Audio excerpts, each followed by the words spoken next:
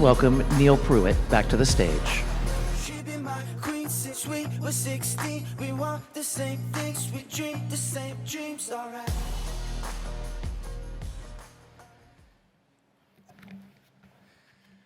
Representative Ferguson, Kim, thank you for both that insightful discussion.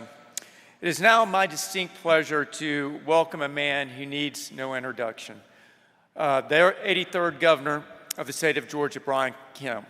Governor, we are not only thankful to be in your hometown, we are thankful that you have given us the best First Lady of any state in the nation, Marty Kemp. Marty, thank you for being with us. You know, as business leaders, it's easy to forget about the accomplishments.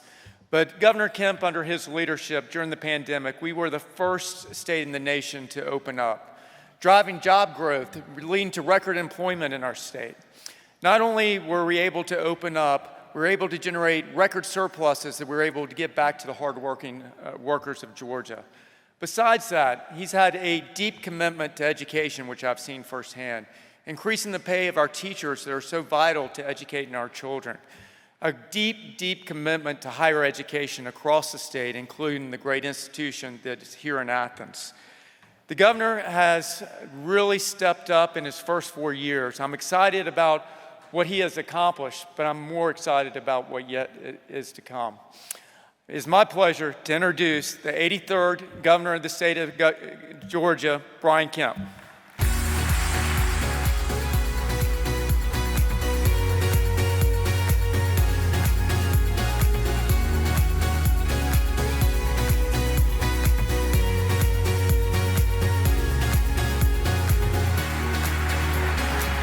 Thank you, Neil.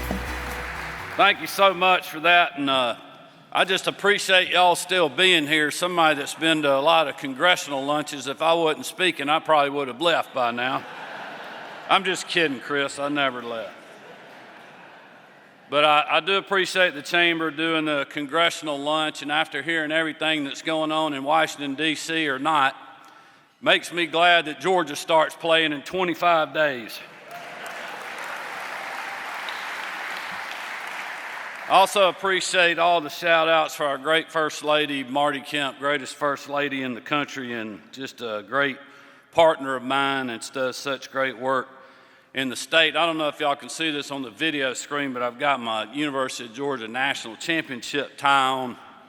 And I was thinking while Chris and Kevin Perry were up here that I need to get them some National Championship socks.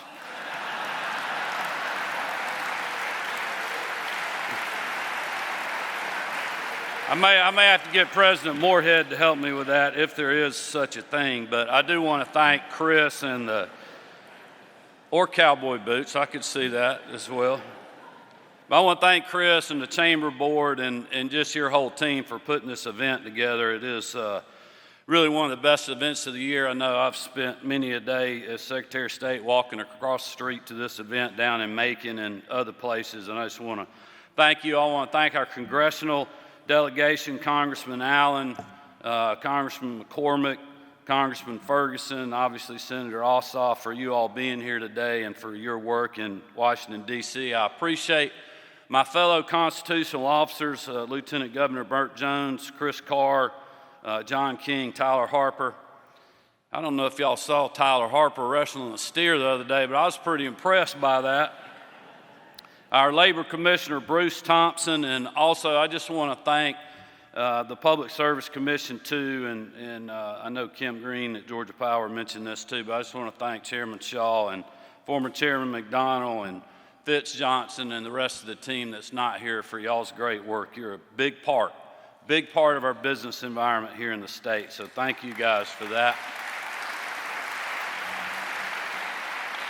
Also want to thank the members of the judiciary that are here and certainly the members of the General Assembly. I know they've been mentioned a lot today, but they are a great part of our #1 state in the country for business team with what they do to help us not only through the budget, but also with business-friendly policies. And that's been going on for a long time in our state. And I know there's a lot of the leadership here and many others. So I just want to thank you guys for your good work and service, as well as our local elected officials who partner with us so much. Very thankful for that, as well as President Moorhead and all of our folks from the university system and also from our technical college system.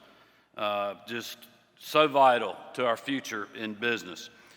But I also want to thank our local chamber membership from around the state that comes to this event every year, and many other that really are the backbone of the Georgia Chamber of Commerce and Chris's team. I just cannot thank you all enough for your friendship, but what you do every day grinding away at the local level. And we've got some really cool things to share with you today that you can take credit for as well.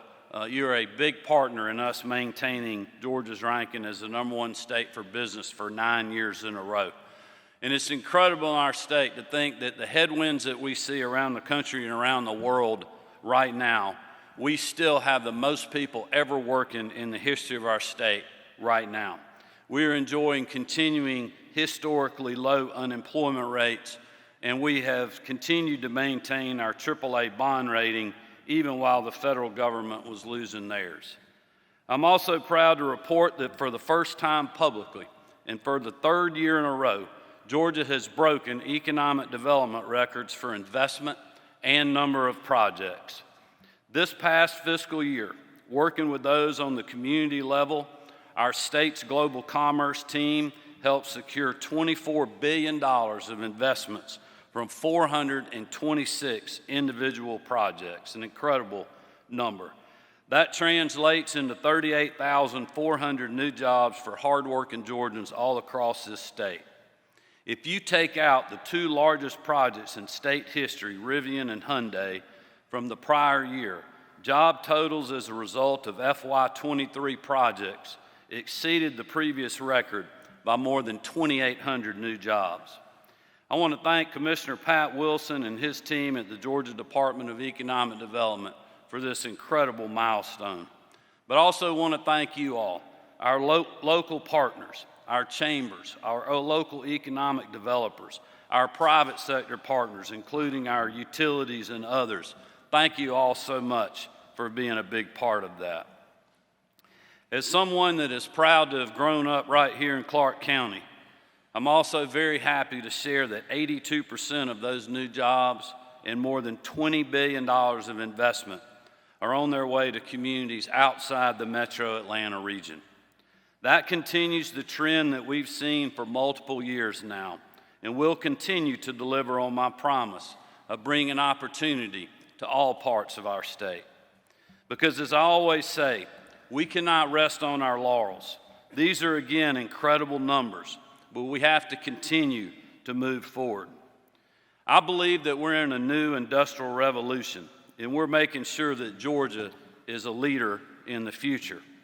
To keep that momentum, we need to make smart changes and modernize how we approach employers, especially small businesses, which make up 99.8% of all employers in the state. As a small business owner, along with Marty for over 35 years, I know firsthand what it takes to start, operate, and grow a small business.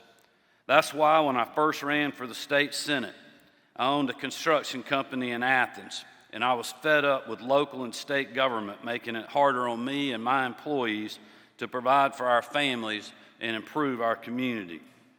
As governor, I've worked hard to get government out of the way, spur job creation in all parts of our state, and improve Georgia's business environment. Having been through the Great Recession, I know what businesses and job creators were facing during the pandemic, and that's why we were the first state to reopen and get our citizens back to a normal way of life. In the aftermath of COVID-19, too many small businesses are struggling to start, grow, and operate in our state.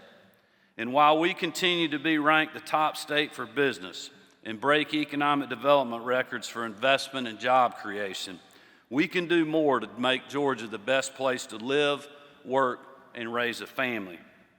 The truth is, if you can't start a business, you can't start a business if insurance is unavailable. And you can't grow or operate a business if you can't afford the insurance that you are offered. Too many job creators are facing that reality in Georgia. The laws on our books are making it too easy to bring frivolous lawsuits against Georgia business owners, which drive up the price of insurance and stop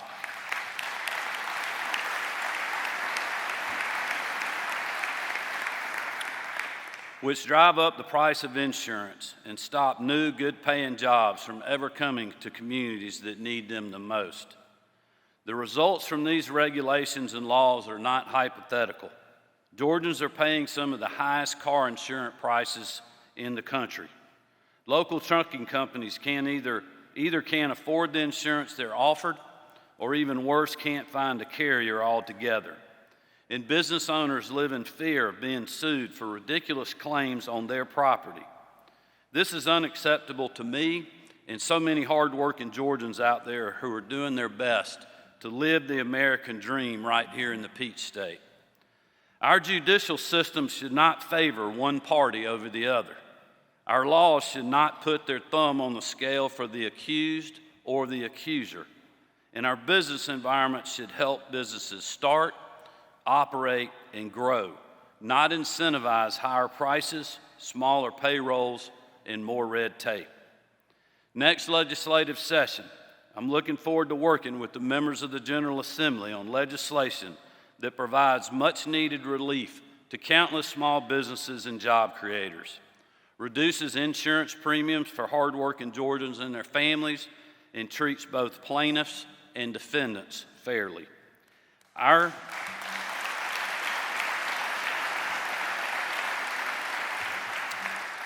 top priorities will be to reduce insurance premiums for hardworking Georgians and their families, to level the playing field in the courtrooms, and to continue to help create more good-paying jobs in every corner of our state. And we look forward to working with those of you in this room and other chamber members across the state to get these reforms on our books. So I want to thank you again for being such good partners and helping our state be number one for business. Keep up the great work. Thanks for having us. God bless, and go Dogs.